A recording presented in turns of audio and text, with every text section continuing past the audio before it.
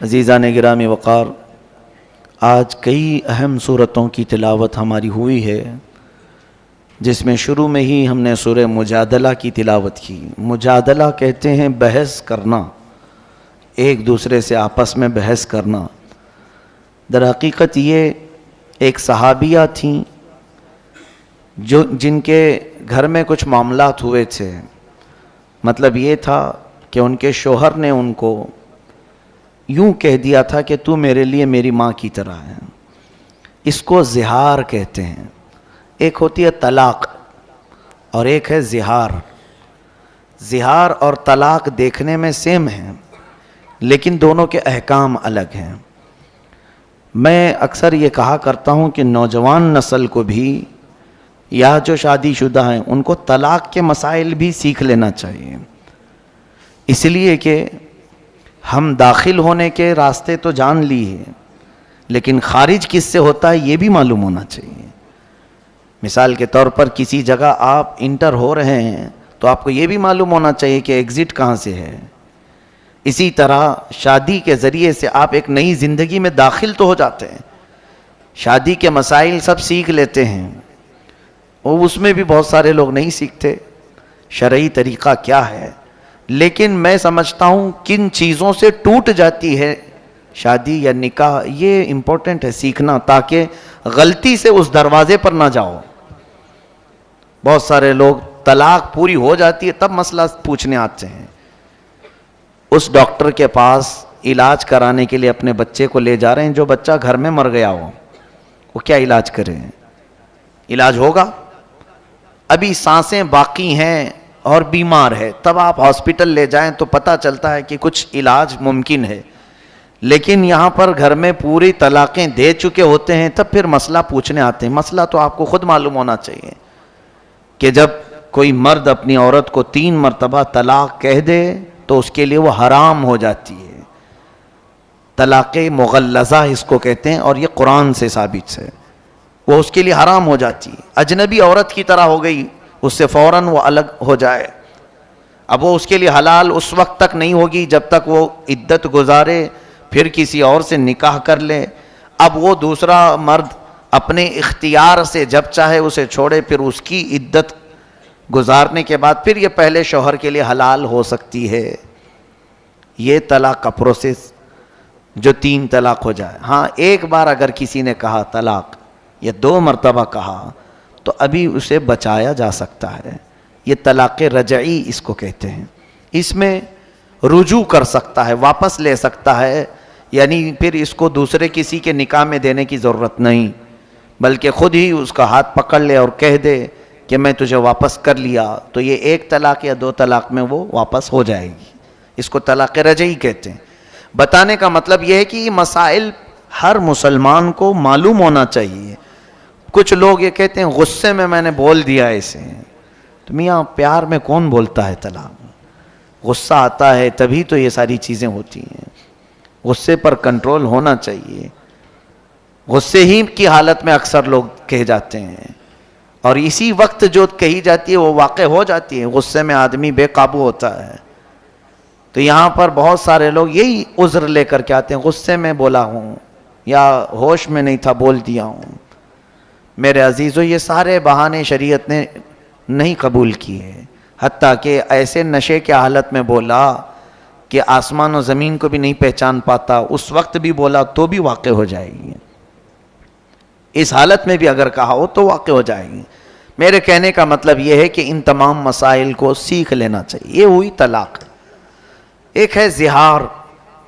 جو عورتیں تم پر حرام ہیں، مثال کے طور پر تمہاری ماں، بہن، بیٹی، یہ آپ کے اوپر حرام ہے نا، پھوپھی، خالہ، یہ آپ کے لیے ابدی حرام ہے، ہمیشہ کے لیے حرام ہے۔ ان سے نکاح نہیں کر سکتے تم۔ ماں سے کوئی نکاح نہیں کر سکتا، بیٹی سے، سگی بہن سے، یا پھر اپنی پھوپھی سے یا خالہ سے، کبھی بھی وہ زندگی بھر نکاح نہیں کر سکتا۔ ان کو محرمات ابدیہ کہتے ہیں، یعنی ہمیشہ کے لیے یہ عورتیں تم پر حرام ہیں، نکاح کے لیے حرام ہیں۔ اب ان عورتوں کے ذریعے سے آپ نے اپنی بیوی کو مشابہت دے دی، ان کی طرح کہہ دیا۔ اپنی بیوی کو کہا کہ تو میری پھوپھی کی طرح ہے, تو میری خالہ کی طرح ہے میرے لیے, یا میری بہن کی طرح ہے.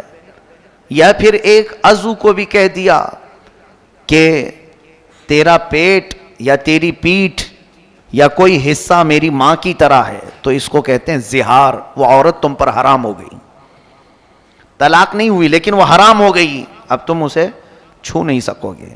یہ زہار ہے. اس کے مسائل ابھی آئے نہیں تھے. ایک صحابیہ کے ساتھ ایسا ہوا, عمر دراز خاتون تھی, ان کے شوہر بھی صحابی رسول ہیں, دونوں میں کچھ تکرار ہوئی گھر میں, تو شوہر نے کہہ دیا کہ تو میرے لیے ماں کی طرح ہے. تو وہ روتے ہوئے باہر نکلی اور آئی حضور صلی اللہ علیہ وسلم کے پاس کہ آقا اس مسئلے کو بتائیں, اتنی عمر ہو گئی, بڑھاپا آ گیا, اب جا کر میرے شوہر نے مجھے ایسا کہہ دیا, کیا کروں؟ نبی کونین صلی اللہ علیہ وسلم نے کچھ نہیں بتایا, خاموش رہے, کیونکہ ابھی مسائل آئے نہیں تھے, ابھی کوئی حکم اس مسئلے کے بارے میں آیا نہیں تھا. تو وہ باہر نکلی اور زور زور سے بحث کرنے لگیں اپنے شوہر سے یا کچھ, کہ میرا مسئلہ معلوم ہو جائے, کیا کروں, میں گھر میں رہوں یا باہر جاؤں. وہ چلا رہی تھی. تب اللہ تبارک و تعالیٰ نے جبرائیل امین کے ذریعے آیت نازل فرمائے, قد سمع اللہ قول التی تجادلک فی زوجہا وتشتکی الی اللہ. اللہ نے اس عورت کی بات سن لی جو اپنے شوہر کے بارے میں آپ سے بحث کر رہی ہے اور اللہ کی بارگاہ میں شکایت کر رہی ہے کہ میرا مسئلہ واضح کیا جائے. واللہ یسمع تحاورکما ان اللہ سمیع بصیر. اللہ نے آپ دونوں کی گفتگو کو سن لیا ہے اور اللہ سمیع و بصیر ہے, سنتا بھی ہے, دیکھتا بھی ہے. اب آگے مسائل اللہ نے نازل فرمائے. الذین یظاہرون منکم من نسائہم ما ہن امہاتہم, ما ہن امہاتہم یعنی وہ تمہاری مائیں نہیں ہیں, لیکن اگر تم نے ایسا کہہ دیا تو یہ غلط کیا تم نے, غلط کیا تم نے. اب کیا کرے؟ اللہ تعالیٰ فرماتا ہے والذین یظاہرون من نسائہم ثم یعودون لما قالوا فتحریر رقبۃ من قبل ان یتماسا. ایک غلام کو آزاد کرنا ہوگا جس نے بھی ایسا کہا ہے. غلامی کا زمانہ تو اب ہے نہیں, پہلے غلام ہوتے تھے, ایک غلام آزاد کرو, اب یہ پھر تمہارے لیے حلال ہو جائے گی. نہیں ہے اگر, آگے سنی آیت اور بھی اللہ فرماتا ہے فَمَن لَّمْ يَجِدْ فَصِيَامُ شَهْرَيْنِ مُتَتَابِعَيْنِ مِن قَبْلِ أَن يَتَمَاسَّا. جس کے پاس غلام نہیں ہے تو پھر وہ کنٹینیو 2 مہینے روزے رکھے, تب جا کے وہ تمہیں حلال ہوگی. 2 مہینے مسلسل روزے رکھے, ایک بھی اگر بیچ میں چھوٹ گیا تو پھر اثر 9 رکھے. 60 روزے رکھنا ہوگا. شہرین متتابعین, اللہ نے فرمایا 2 کنٹینیو روزوں, 2 مہینوں کو روزے کی حالت میں گزارنا ہوگا, لیکن اتنے دنوں تک عورت کو چھو نہیں سکتے, وہ تمہارے لیے حرام ہے. اب یہ بھی اگر کوئی نہیں کر سکا 2 مہینے کے روزے, آگے رب تعالیٰ فرماتا ہے فَمَن لَّمْ يَسْتَطِعْ فَإِطْعَامُ 60 مِسْكِينًا. تو 2 مہینے کے روزے نہیں رکھ سکتا تو 60 مسکینوں کو کھانا کھلائے. وہ ایک ٹائم پہ کھلائے یا ایک مسکین کو 60 دن کھلائے, دونوں صورتیں ہیں. اب یہ 60 مسکینوں کو کھانا کھلانے کے بعد پھر تمہاری بیوی تمہارے لیے حلال ہوگی. طلاق کا پروسیجر الگ ہے اور اس کا الگ ہے. یہ زہار کہتے ہیں. یہ زہار کے مسائل شروع پارے میں ہی بیان ہوئے, لیکن خبردار اے میرے عزیزو, کچھ لوگ یہ زہار کو یا طلاق کو گالی سمجھتے ہیں. گالی دینا یعنی عورت کو کیوں بھائی طلاق کیوں کہا, گالی دینے کے لیے کہہ دیا. یہ گالی نہیں, گولی ہے, نکل جاتی ہے.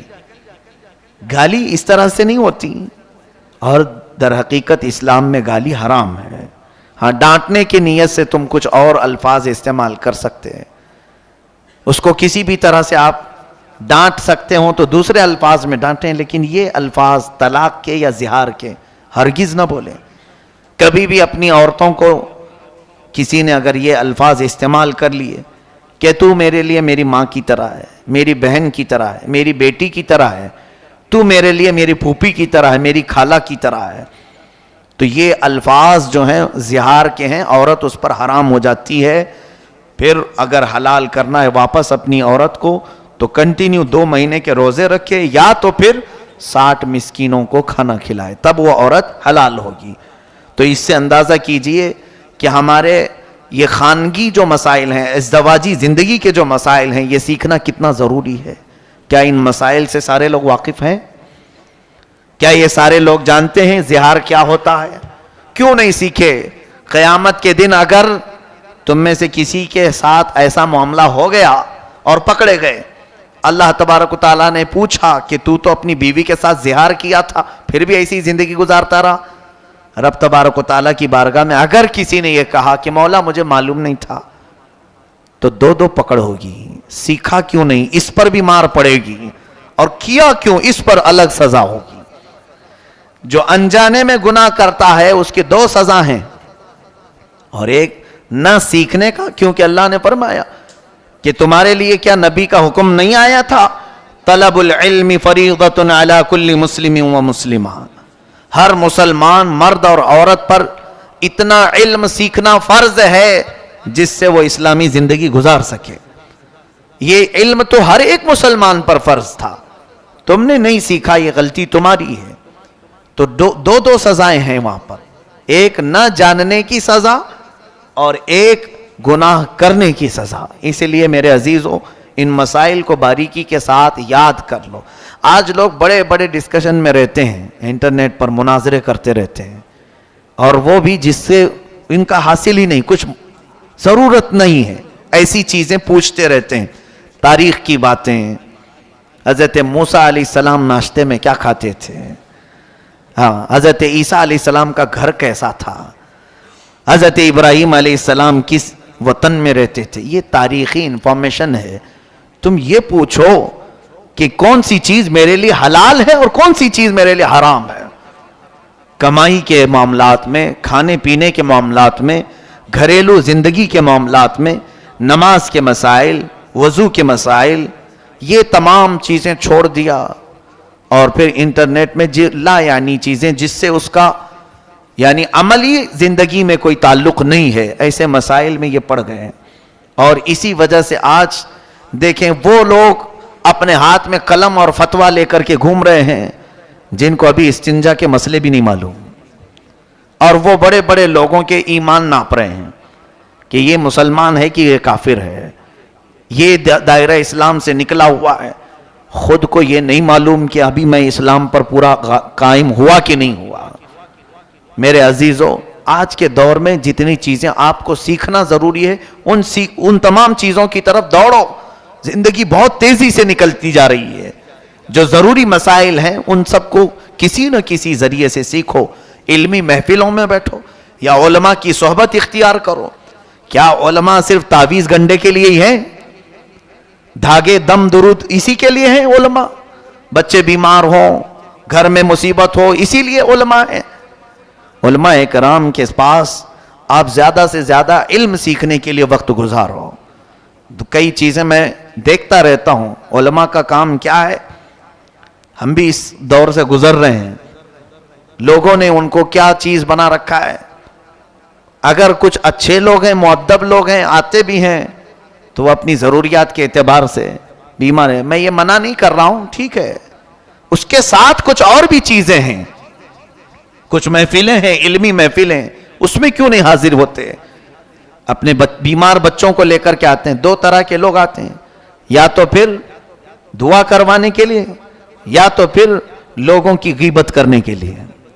2 طرح کے لوگ علماء کے پاس آتے ہیں، بیٹھ جائیں اور سارے لوگوں کی غیبت چھیڑ دیں، فلاں کیا کر رہے تھے، وہ یہ کر رہے تھے، وہاں ایسا چل رہا تھا۔ خود بھی گنہگار ہوتے ہیں اور علماء کرام کو بھی ایسی غیبت میں مبتلا کر جاتے ہیں۔ ایسے حالات سے گزرتے رہتے ہیں، ہم دیکھتے ہیں۔ میرے عزیزو، یہ علم سیکھنے کا موقع آپ کے پاس اگر مل گیا ہے علماء کے ذریعے سے تو زیادہ حاصل کر لو۔ سیدنا امیر حمزہ رضی اللہ تعالیٰ عنہ، سیدنا عمر فاروق رضی اللہ تعالیٰ عنہ فرماتے ہیں کہ ہم کو سورہ بقرہ سیکھنے میں 12 سال لگ گئے۔ 2.5 پارے کی سورہ ہے۔ کون؟ امیر المومنین عمر ابن خطاب رضی اللہ تعالیٰ عنہ۔ سورہ بقرہ سمجھنے، تفہیم، اس کی تمام چیزوں کو معلوم کرنے میں مجھے 12 سال لگ گئے۔ اور خود میرے آقا صلی اللہ علیہ وسلم سورہ ہود کے بارے میں فرماتے ہیں کہ سورہ ہود نے مجھے بوڑھا کر دیا، اور ہم ہیں کہ چھونا بھی نہیں چاہتے، قاعدے قوانین معلوم بھی نہیں کرنا چاہتے۔ ہو سکتا ہے کچھ علماء تھوڑی دیر کے لیے ناراض ہو جائیں آپ کے پوچھنے کے طریقے سے، لیکن چھوڑو مت۔ ہو سکتا ہے کوئی جھڑک دے، لیکن چھوڑو مت، پھر حاصل کرتے ہی رہ جاؤ، لگے رہو۔